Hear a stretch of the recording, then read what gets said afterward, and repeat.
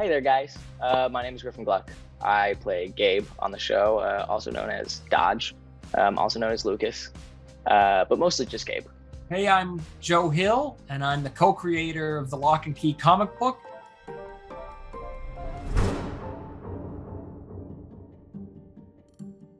Lock and Key is definitely a coming-of-age story about several kids. For me, at least, the most interesting part about the show is watching how these three kids have grown up and gotten past their traumas and figured out how to live life in a world that's actually filled with magical keys and all of the baggage that comes attached with that. And the baggage includes straight-up demons. The Locke family finds themselves menaced by a mysterious and powerful figure named Dodge almost from the beginning. And Dodge wants to get her, or is it his, hands on all of the keys, but in particular the Omega key, which opens a door in the caves deep underneath Key House. I think my original inspiration for Dodge was without a bad guy, you don't got a story. And I think when I first began writing the comic, I didn't really know where Dodge had come from. I didn't really know how Dodge had wound up at the bottom of that well.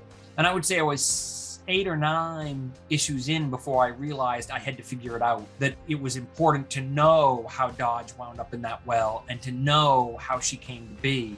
And so at that point, Gabriel Rodriguez and myself worked out the entire backstory of the Locke family and the history of Key House, everything about who Dodge was, and it seemed clear that there was this kind of elegant way to combine the power of the keys with Dodge's origin story, which is that it was demons that created both, that you know, the keys are demons in one form and Dodge is a demon in another form. My character is Gabe. I play the sort of nerdy, innocent-looking kid that shows up out of nowhere and, becomes the third point in the love triangle between Scott, Kinsey, and Gabe. And, I'm really pretty inconsequential season 1. I'm just kind of there. But we later find out that I am really a demon in disguise, and that this is all part of my master plan to make them think that they're safe. And then one of the people that they trust most is back, and he's not who he says he is. And he's ready for danger and drama. We see the wickedness stealing across his face, the wicked satisfaction.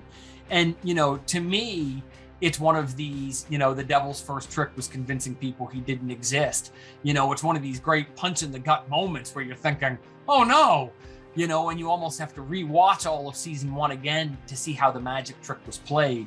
I don't think anyone really misjudges him. He's a mystery to a lot of people, and rightfully so. He keeps his cards very close to his chest, or if that's the expression. So I don't think anyone really knows him well enough to misjudge him. He is an enigma. He has been able to use his wicked persona as Dodge and his kindly persona as Gabe, almost as like the pinchers of a lobster to trap Kinsey's heart and to manipulate her.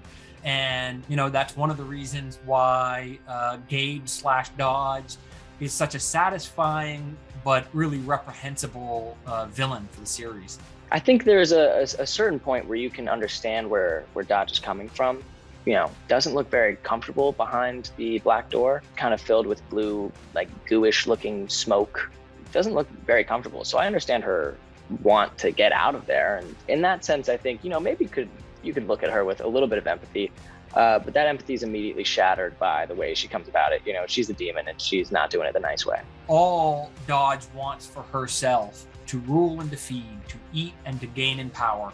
Keys offer both a way to satisfy her hungers and to dominate others. And so that is really the fundamental motivation for this bad guy, and in many ways is, the motivation for a lot of wickedness.